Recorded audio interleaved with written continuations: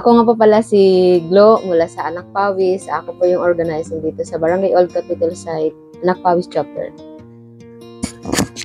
Ako si Rose, member ng Anak Pawis OCS Chapter. Ako naman po si Lenlen, member din ng Anak Pawis dito sa may Old Capitol Chapter. Member. Ako po si Angie, secretary ng OCS Anak Pawis Chapter. Ako po si Elma, member po ng Anak Pawis. Ako po si Enyang, isa ring utusan ba pwede yan? Member din po ng Anak Pawis dito sa Capital Site Chapter.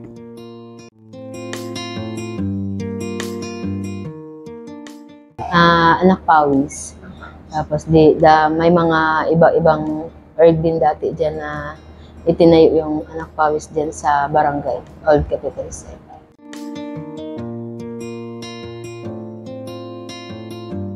(2014) nung panahon na i-demolish din yung mga kabahayan doon sa likod pader ng Barangay Old Capitol Site.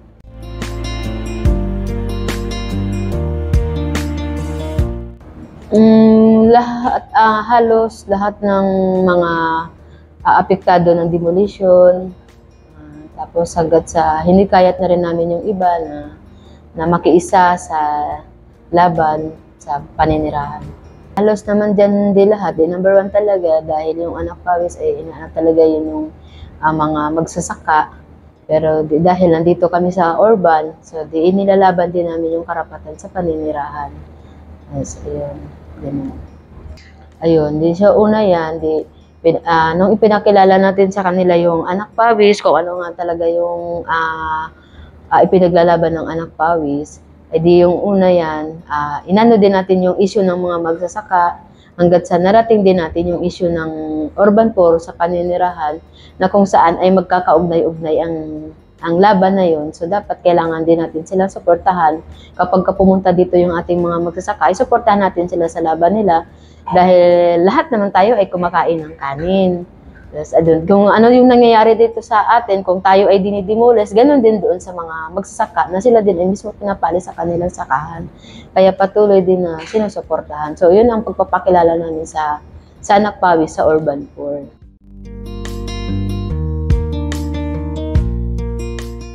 Ngayon, dyan sa urban poor, ang una din paunahin dyan, yung sa paninirahan talaga, tapos siyempre sa presyo, sa sahod, kasi halos naman din dyan sa barangay nakatira ay mga manggagawa din, mga construction worker, mga vendors, ayun. Tapos yung iba, dyan na din mga asawa sa bahay. So yun sila yung mga una din namin na pinapaliwanagan tungkol sa mga issue na bitbit ng Anak Pawis. Pero anong klaseng issue ito? Sa ordinaryong tao na nakikinig sa ito? Ano ba itong mga pangunahin? Ayun, sa mga pinakapangunahin talaga yung sa presyo. Lalo na noon, ng pagtaas ng presyo ng bigas, ng mga bilihin. Kasi yung pinaka-minute talaga na presyo noon, yung tumaas yung mga yung mga ginagamitan ng sugar.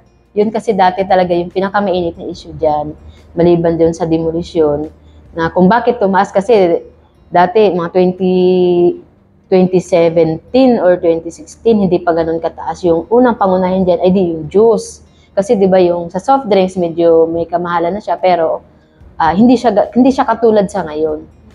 Dati yung juice ay may 9 pesos ka lang, 10 pesos, tapos 2 pisong yelo ay number one na yan na unang pangtanggal uhaw ng mga mahihirap. Katulad ng mga hindi naman sila regular ang trabaho nila, tapos hindi naman minimum yung sahod nila, yung mga pa-extra-extra lang. So, ibig sabihin, kahit na paano, ma-afford pa nila yung ganun. So, ngayon, sobrang hirap na sa kanila. Kahit na juice na lang, ay magkano na ang juice ngayon? 25 pesos, plus pa yung yellow, edi 30 pesos din. So, ang soft drinks ngayon ay 35 pesos. Tapos yung juice din na pangbaon sa mga estudyante, ngayon ay napakamahal na din. So, ganun.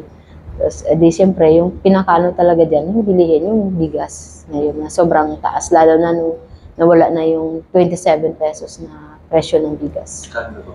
Ngayon, ang pinakamababa ngayon sa Barangay Old Capitol site ay 50 pesos. Ang nakikita namin sa ngayon, 50 pesos. Kung mayroon mang 49 pero bihira, mas 50 pesos. Pataas na yung presyo ng bigas. Hirap na hirap yung magkaroon. So, hirap na hirap talaga silang i-adjust yung ganun. So, dahil di syempre, number one yan na pangangailangan, i-adjust na lang. Yung hindi, kahit naman gusto nila din kumain ng masarap, i-adjust na lang din sila dun sa paano pagkasyahin yung kinikita ng kanilang mga asawa. Ganun.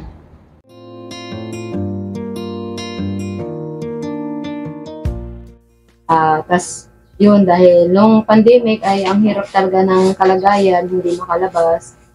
Tapos mayroon na pwedeng isang lumabas, kailangan meron kang ano yun, yung card, warranty, para lang ikaw ay makabili. So sobrang hirap din sa mga mamamayan natin dito sa Barangay Old Capitol site, lalo na kapag kayong isa lang yung nagtatrabaho, tapos isa lang yung pwedeng lumabas, so kailangan dito lang. Tapos sobrang napaka-stricto talaga, kumbaga yung pangkain sa pang-araw-araw ay sobrang napakahirap. Lalo na nung nag-desisyon na mag-online class, yun nahirapan din yung ating mga kapitbahay kasi paano yung mga pang-load, tapos yung mga pang-araw-araw na kumbaga mas malaki ang gastusin sa loob ng pamamahay pag kasama yung mga estudyante kasi mas hindi katulad pag nasa school sila, ang mga nanay ay pwedeng makapag-racket pa, makapaghanap ng pwedeng mapagkakitaan. Nung nagkaroon ng online class, hirap na hirap sila kasi sila yung nakatutulong sa mga estudyante. Pero mayroon din dito nagkataon na parang nag-group discussion sila, group yung mga kabataan, sama-sama sila para doon sa kanilang online class. Pero mahirap pa rin kasi nga yung mahirap yung data, mahirap pumasok yung mga kaya nanawagan din tayo noon na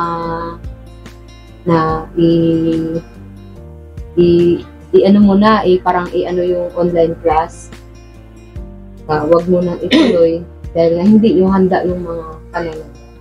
So nagkaroon din kami dati dito ng signification para din sa Mas naging close kami kasi halos araw-araw kami nag-uusap, nagkikita, napag-uusapan yung hirap, pagkakasama kami sa pantry.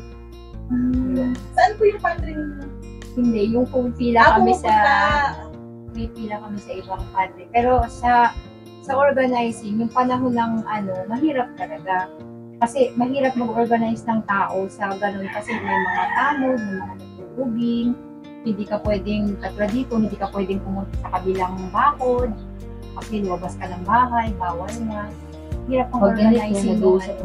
Swerte mo na lang pag marami kang kapitbahay, may open. Pero pag yung parang close talaga, wala. Tapos bawal lumabas sa labas. Kaya mahirap ang organizing nung panahon talaga ng pandemic. Pero nagawa niyo naman na talaga. Gawa namin ng paraan, lalo pag mayroong mga calls. Nagagawa namin sa placards na lang dinadaan kasi hindi na kami pwedeng lumabas.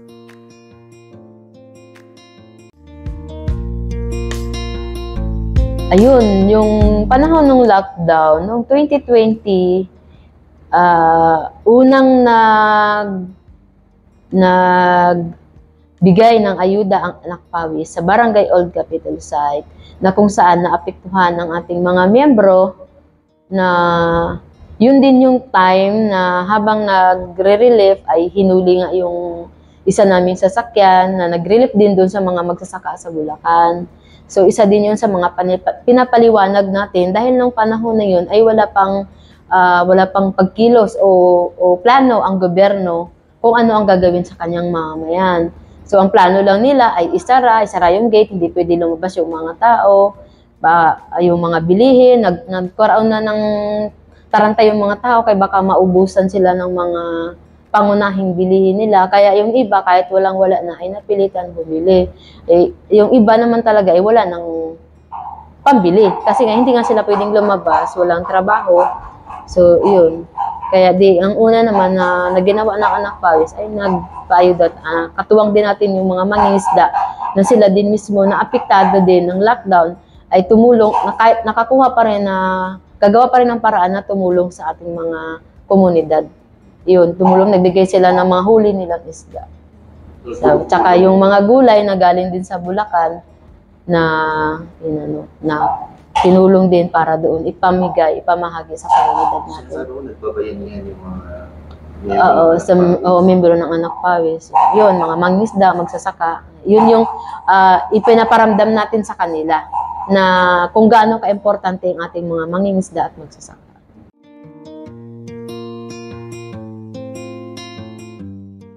Nung panahon na yun, medyo natigil kasi nga ipinagbabawal yung pagpe-face-to-face, pag-uusap.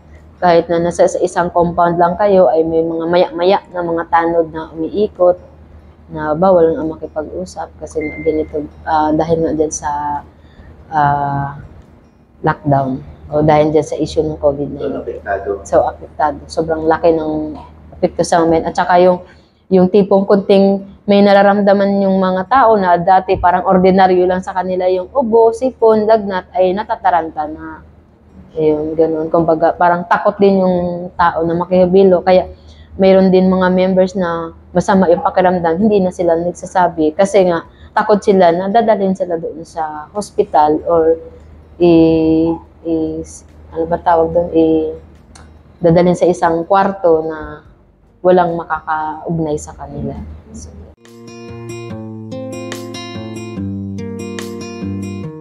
kunyari, katulad dito sa may barangay UP, nagkuha ako ng permit sa barangay na kami ay mamimigay ng ayuda. Pinayagan naman kami na binigyan kami ng permit ni Kapitan Lectora para doon sa pag-i-issue. Kasi nga, doon nga nagkaroon ng pulihan, parang nangyari ata sa Kabataan Party List na may mga hinuli sila ng barangay o kinuha yung kanilang mga relief. Ayun. So, ang ginawa namin, bago pa yun, nakakuha na kami ng permit. Kaya bago kami din nag-relief. Kaya ayun, tuloy kumbaga wala namang abala, yun. Nagpa-feeding kami, nagpalugaw, nagpa-arroz caldo, mga ganun. Tapos ganun din dito sa Barangay Old Capital Site. Dito sa Barangay Old Capital Site, so hindi naman din ganun ka-stricto yung aming kapitan.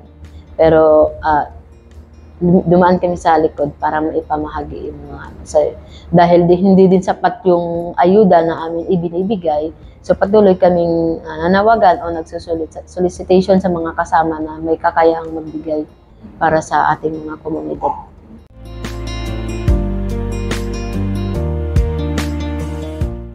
Siguro yung takot na pagharap dahil din sa nakikita mo sa balita na yung mga bangkay ay nakahalandusay lang sa mga ospital. So kami din mismo may mga pag-aalangan din sa sarili namin kung paano kami pumunta sa mga komunidad para kausapin yung mga tao sa paggamat na ipinagbabawal pumunta, lalo na kung hindi ka taga doon.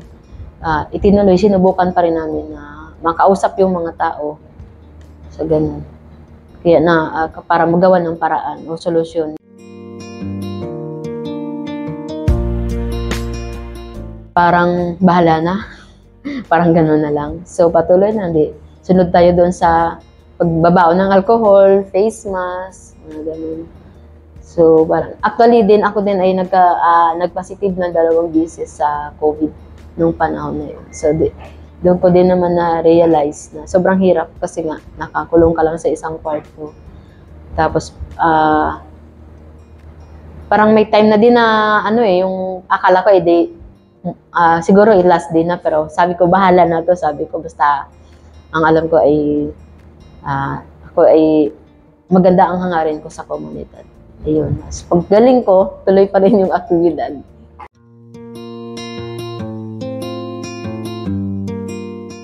Siguro yung number 1 talaga siguro yung handa ka sa mga calamity. Alam naman natin na hindi naman talaga napaghandaan ang ganitong kalamidad. Pero dahil nga kalamidad, tsaka kapos talaga mga tao para sa paghanda na mag-ready, na biglaan na pag-announce, na hindi sila makalabas. So hindi naman kasi nga ganun kalaki ang sahod nila para makapag-saving sila na para ito sa kalamidad.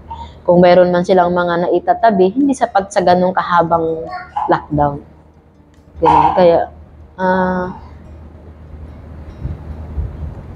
kasi hindi ko din maano kung anong lessons na dapat paghandaan. Kasi nga dahil nga sa ganitong kalagayan, sa hirap ng kalagayan, mas lalo ngayon. Di naman natin alam kasi nga yung kalamidad ay bigla lang yan. Lindol, bagyo, abuti pa yung bagyo, may announce ng ilang araw, pero yung mga lindol, di ba? So yun, siguro, kahit nasabihin natin na kahit naman sino gusto naman talaga na paghandaan, problema nga lang so, Titipid. At kailangan, mag-ipon. Kailangan paghandaan ang mga bagay na. Pandemic, kilala mo lahat ng kapitbahay. Kasi lahat sila nag-realize ko yung Bigaya.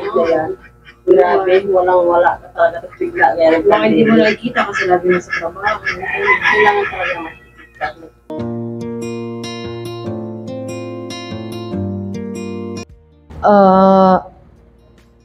Siguro patuloy yung sa pamamagitan din ng pag-aaral kung ano yung magiging sitwasyon ng ating karapatan. Katulad lang din sa paninirahan. Doon yung pagkakataon mo na isabihin sa kanila kung ano yung magiging karapatan ng bawat mamamayan. So, kasi marami din na sige na lang tayo rally ng rally. Minsan members mo pa. Pero, ang ano lang naman natin doon, wag pa rin natin silang sukuan na paliwanagan sa mga nangyayari. Wag natin sabihin na walang nangyayari. Kasi kung tutuusin, marami ang nangyayari, malaki ang itinutulong ng ating protesta. Kasi hindi din natin man sila din minsan masisisi kung mapasama natin sila o hindi, mapaglaylo natin sila o mapailakas natin yung kanilang suporta dahil din siyempre sa mga matinding pangangailangan ekonomiya. Sa ngayon talaga, inaano naman din namin yun na medyo hirap kami ngayon sa pag-ano sa mga tao. Dahil hindi, parang hindi naman lahat na apektado doon sa pinaka-main na issue natin. Yun. Kumbaga, meron kasing, yun yung sinasabi natin na may abante, may panggitna, may panghuli. So, yun talaga yung panghuli, yung ating papaliwanagan o yung panggitna na sila talaga gusto din yung magpalakas o tumulong na kung paano palakasin ang ating organisasyon sa panahon ngayon.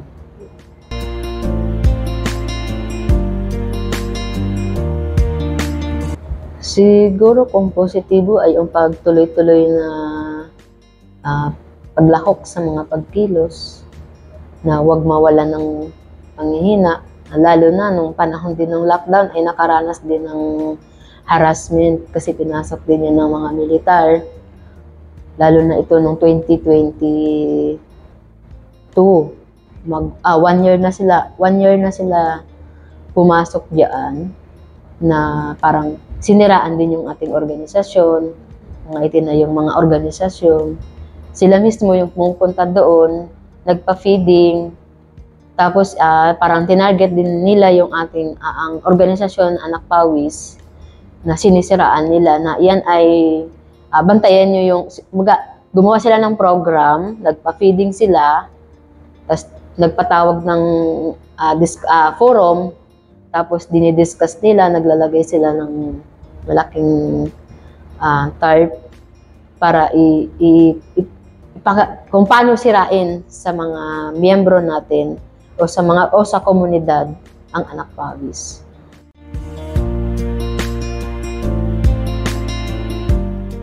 Siguro sa patuloy-tuloy na pag-organisa. O sa pagtutuloy-tuloy na ipaabot sa kanila yung mga nangyayari sa panahon ngayon. Yun, the number one naman kasi talaga dyan ay yung presyo. Yun ngayon, kahit na ngayon ay mainit pa rin na issue yung presyo. Sahod. Yun. Kaya mas edukasyon, yung karapatan ng mga kabataan. Tapos, yung number one dyan ngayon ay ito yung paninirahan. Kaya may mga time din na may mga usap tayo dito sa UP kasi Meron na naman planong demolish. Pero natutulan naman yan na ano naman yan, pagtagumpayan naman. Dahil din yun sa pagkakaisa ng mga kasama, ng mga miyembro. Di, ganun na lang sa kung paano pa din natin palakasin yung organisasyon dahil marami din talaga yung mga nagpapahinga muna. Yun pa rin naman yung tinatrabaho natin. Pero mensahe mo dun sa mga nagpapatuloy, hindi natitigil. Ano kaya? Yung mensahe ko dun sa kanila, congratulations sa nalagpasan ng lockdown, ng mga harassment, at iba-iba pang mga klaseng problema na naalpasan ng ating mga miyembro. Kaya sana huwag mong paghinaan ng loob at tuloy-tuloy pa rin yung laban natin hanggang sa makamit natin yung tunay na tagumpay at kalayaan. Ay, para kasi sa akin yung hindi lang naman kasi yung tagumpay na kapag hindi kayo dinimulis ay tagumpay. Yun ay bahagi lang ng tagumpay. So, ibig sabihin ng tagumpay natin, lahat tayo ay may pagkapantay-pantay na. Hindi lang tagumpay tayo dito sa kabilang barangay, ang kabilang barangay natin ay na pagsasamantalahan pa rin.